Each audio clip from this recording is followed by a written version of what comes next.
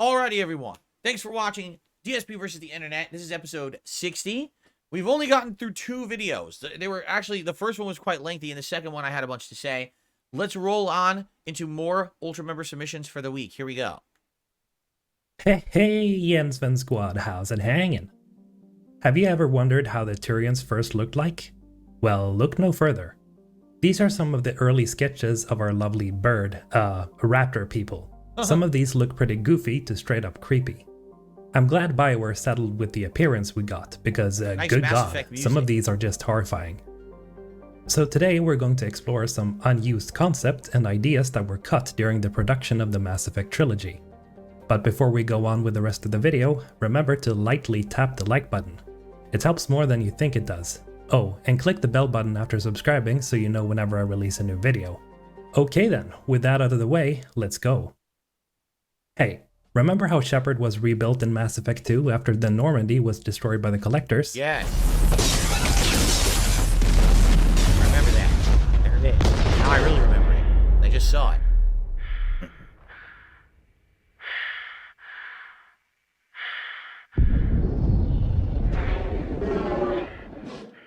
Check this out. Early plans for our protagonist was that Shepard would turn to Reaper technology to accomplish his or her mission of stopping them. Huh.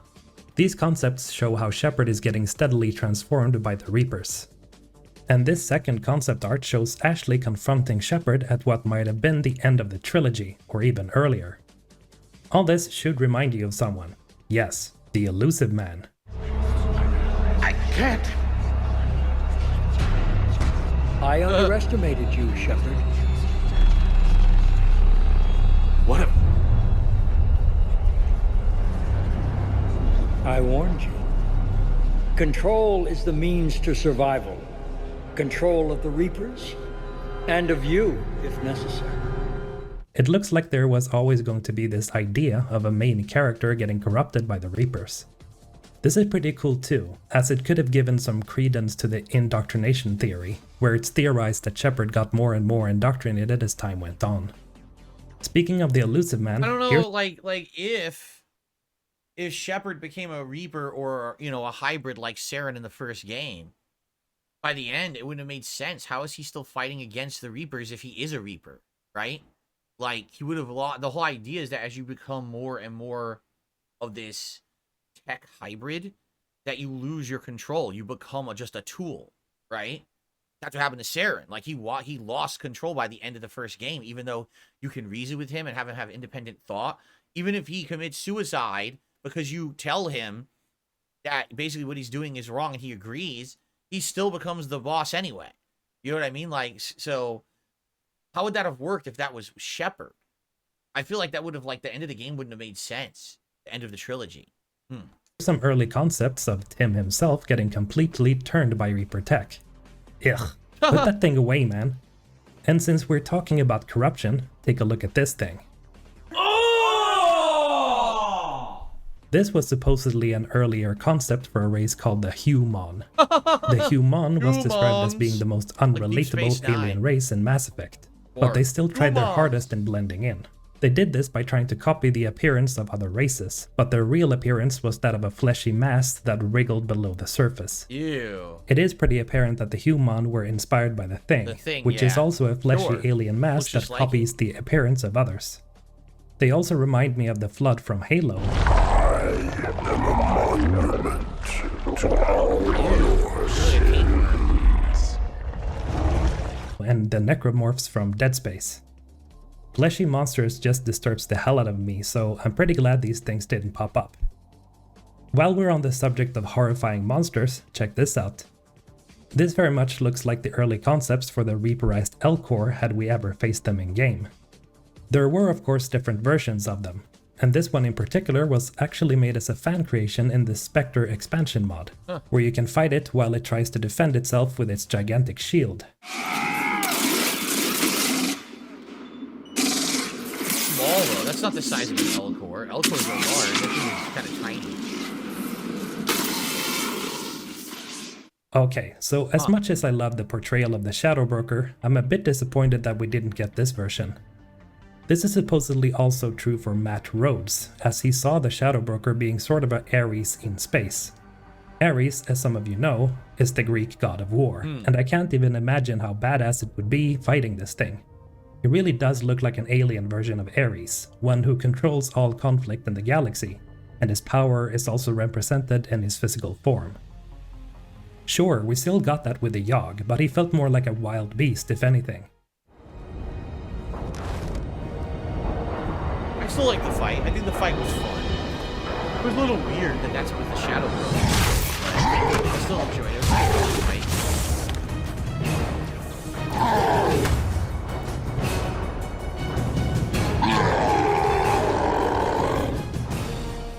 And here's another piece of a four-legged Shadow Broker. Now this one is terrifying. This That would've next been one is crazy, something a that giant most of you bull. will recognize. This is of course concept art for the so-called Inusanon, before they were implemented in Mass Effect 1. Here's the thing though, the artist himself, Matt Rhodes, stated that this was indeed implied to be the Protheans. At first, Matt tried to incorporate as much as he could when sketching the Protheans for Mass Effect 3. This didn't last long, however, as we instead ended up with the design we have today for the Protheans. And so, the statues were somewhat retconned to instead represent the Inusanon, which was the race that inhabited Ilos before the Protheans. Tally. I don't think it really mattered because the whole idea is that it's an endless cycle. So even though those weren't the Protheans, it could have easily been just another alien race that at one point, you know, was indoctrinated or taken over by the Reapers, you know. So yeah, I agree though. Like I thought that whole end game of Mass Effect 1, this was all Prothean stuff. And then you talk to the Prothean, that's the AI or the VI or whatever it is, remember? And then it's like that you actually are talking to a Prothean about the past. That's kind of interesting. But yeah, like that's true. I guess that is a big retcon because then you actually get a Prothean in your party in Mass Effect 3, right? Yeah. You think the videos are too loud? I can lower the video audio. That's fine. I'll do that. Let's lower the video audio by 2 decibels.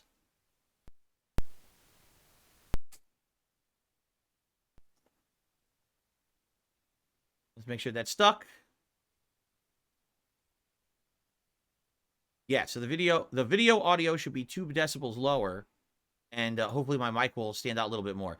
You got to keep in mind, it also depends on the video. Sadly, YouTube videos are not all the same volume, so one video could end up being way louder than the other. Then that, you know, got to kind of adjust it. So, okay. Oh, how we all love Tally. In Mass Effect Legendary Edition, BioWare even switched out the stock photo that they originally added in Mass Effect 3. Really? Oh. Really? Well, I guess because what they're trying to say is the photo there from the original Mass Effect 3 doesn't make sense because she doesn't have the mask on. But she always needs to have that on to breathe, right? Like, that's the whole idea of her race. So, it doesn't make sense that she'd be able to not have that on in any capacity. So, how would that photo even exist, right? Unless she's, like, suffocating to take the photo. Had a real look at the girl behind the mask, and you know, it is better. But is it better than the original vision for her? This is the first real look at Tally without her suit, and according to Matt Rhodes, who's the artist responsible, this is his own headcanon to what she really looks like. Huh. There are some fan art here and there that represents her in other angles, and I mean, she could have turned out to be pretty cute. But with those black eyes and pale skin, she does kind of remind me of a human-shark hybrid here though. I do really like the one where she has hair. It definitely adds to her innocent nature. And while we're on the topic of lovely ladies, check this out. Oh, Here God. we have different aspects of Edie while she was still being considered for Mass Effect 3. versions of Edie. This one in particular Everyone is supposed to pervs be a over. love letter to the android Priest from Blade Runner. What's your name? Pris. Mine's J.F. Sebastian. Hi. Hi. You just spoiled that These she's an ones are a android. little creepy as I they don't look remember more Blade like Runner, so I didn't mannequins know than that. an actual person. He spoiled the movie. There was even ideas of literally hooking Edie up to the Normandy. I'll be honest, I'm pretty satisfied with the Edie we got. The only complaint you'll ever hear from me is that we never got the option to romance her. Oh, I'm sure you would have loved that. I'm And sure now, you would have my loved ladies that. and gentlemen, we have arrived at the final concepts. Behold, the catalyst chambers. According to Matt Rhodes, this art shows the chambers as sort of a golden lotus flower, opening up to reveal the secrets inside. It is pretty cool how the Reapers all seem to pause and gaze into the chambers, waiting for their judgment. Whoa, oh, that's cool. Matt also made these pieces to represent the different ending choices. Here we have an interpretation of the control ending. And here we see Shepard having become sort of a machine god who's reluctantly sitting on a throne. Wow. Why the hell didn't these ever... That's pretty why weren't these in badass. the game? This one shows his interpretation of the synthesis ending, Right. whereas a child and a mother walks through a field with a mass relay sticking out in the background. Because every life form becomes sort of a demigod with the synthesis ending, mass relays may not have been needed anymore, as you could just select the star system you'd like to visit and just jump from place to place throughout the galaxy. That's pretty trippy, yo. So, I mean, they had concept arts that would have made the endings better, and then they didn't use it at all. They just gave you 3 colors and a crappy cutscene. Wow. That has got to go down in history as one of the biggest botched endings to anything in gaming. Like, how do you have 3 games that are epically long, claim that all your choices are going to matter, and then at the end it's just you're picking a color? Like, all right, let's continue. What's this? The next one looks like it's a Fallout video. A lot of gaming stuff here. With the Long Ultra before I Submission. was a noted nuclear zaddy, I was a Fallout fan. I have hundreds of hours in each game. I've even gone as far as to work directly with Bethesda to science everything from mini nukes to giant laser beams. One thing that I was never able to science, though, until now, is this iconic image. No, this isn't just Vault Boy. If the internet is to be believed, this iconic image is actually hiding some nuclear science in it. What? Is this a rule of thumb No. that in the event of a nuclear war could save your life? No. Or is it just a bunch of... It's the rule of thumb. This is from the Fallout TV series, just so you know. This is going to be a minor spoiler for the Fallout TV series. If you guys don't know, it's a very small plot point right at the beginning of the first episode, and it doesn't really factor into the rest of the show. It's not that big of a deal, but he is going to spoil a very minor plot point of the beginning of the Fallout TV series, okay? For everyone. So if you haven't seen the Fallout TV series at all, and you don't want to be spoiled at all in any way, I recommend you don't watch me reacting to this video. Okay.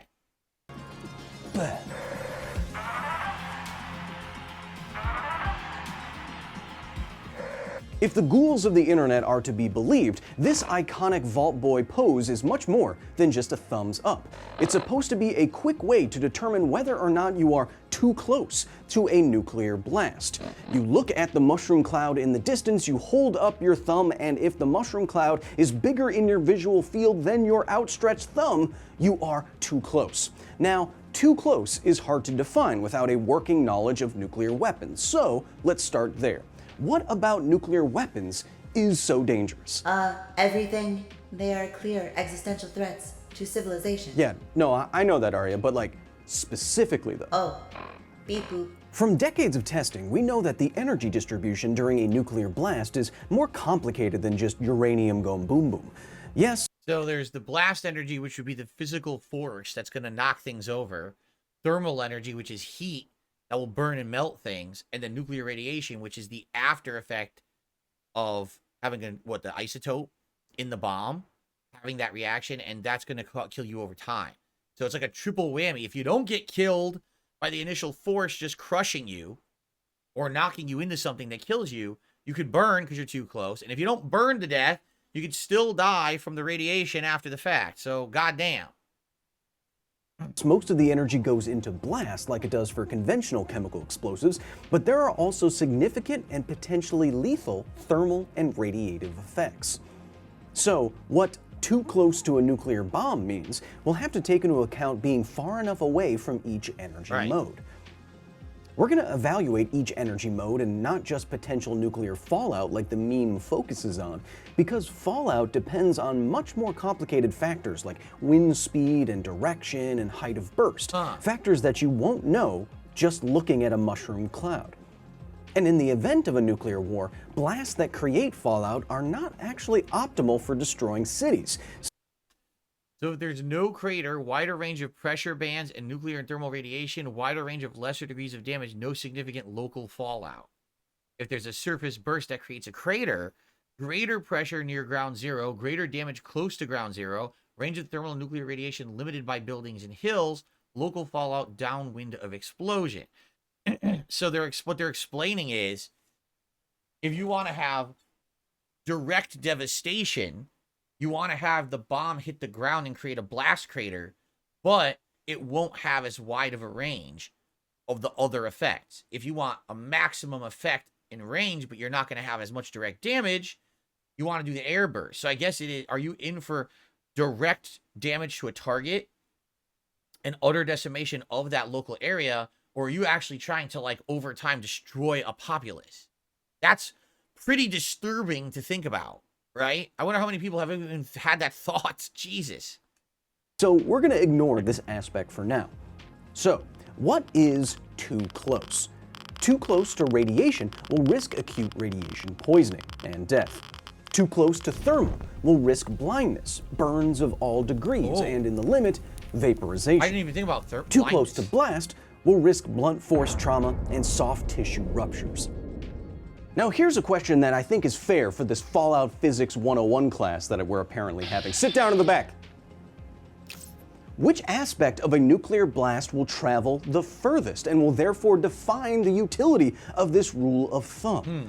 Radiation is usually what we think about most when it comes to nuclear weapons, but is that actually what we should be concerned with here? Arya, throw the options up on screen. Think about it. I'll be right back. Just making you think your answer.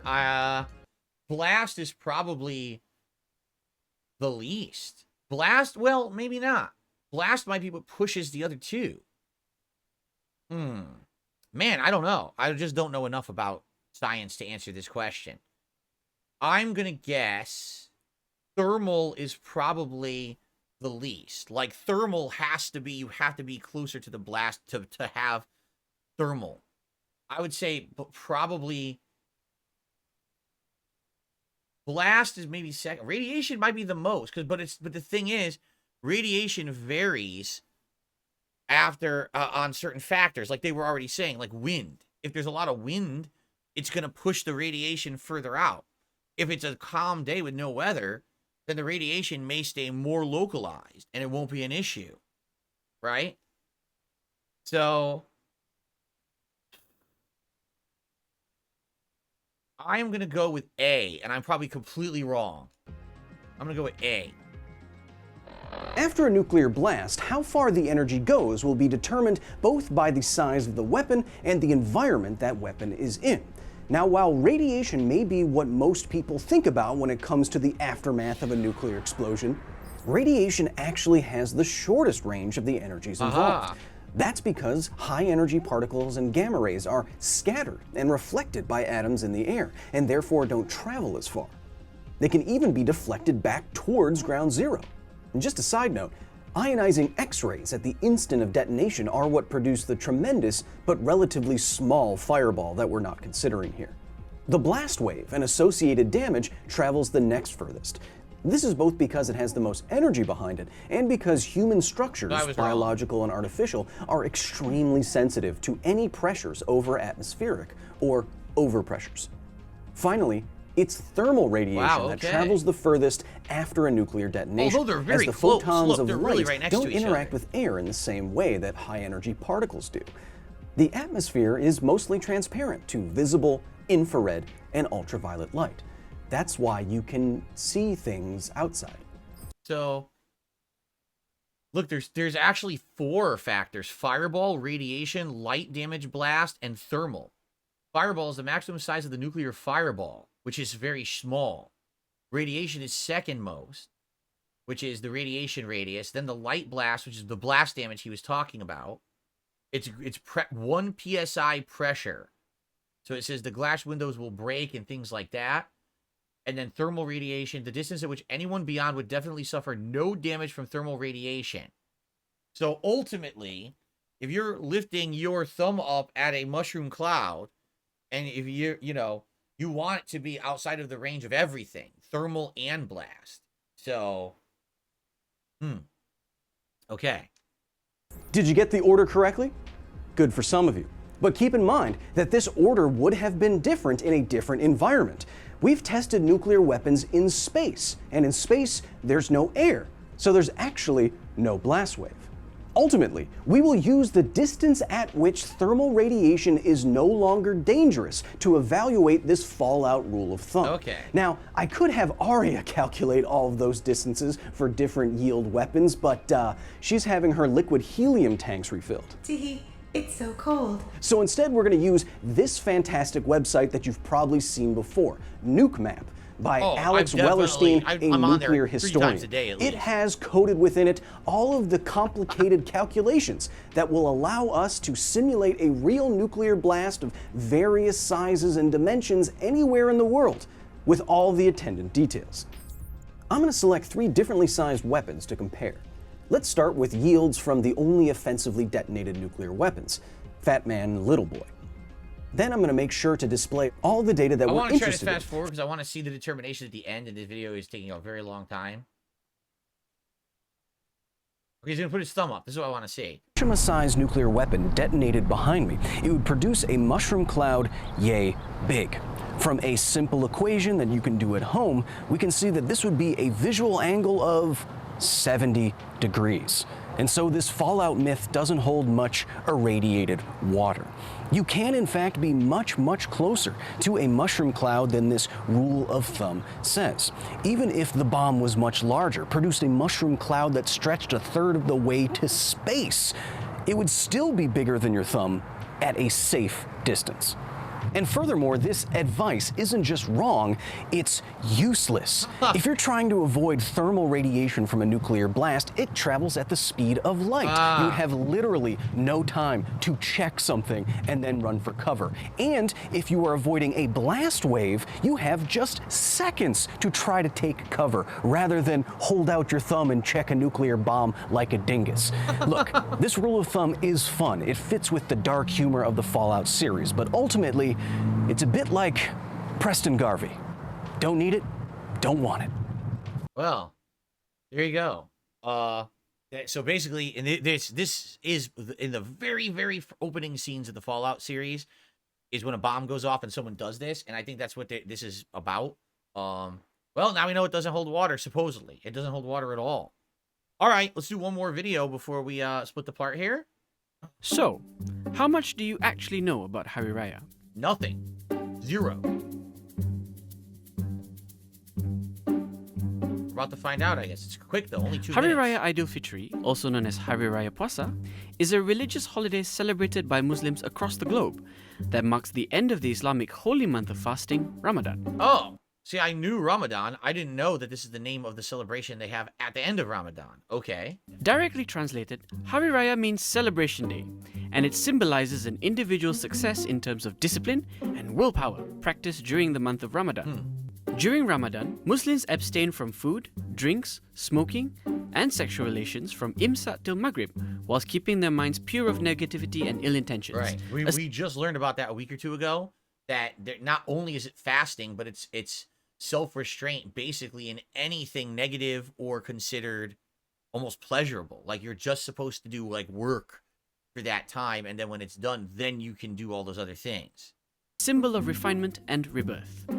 Hari Raya falls on the first day of Shawwal, which marks the 10th month of the Islamic calendar known as Hijri. The actual date that Hari Raya falls on depends on the sighting of the new crescent moon or Shawwal moon.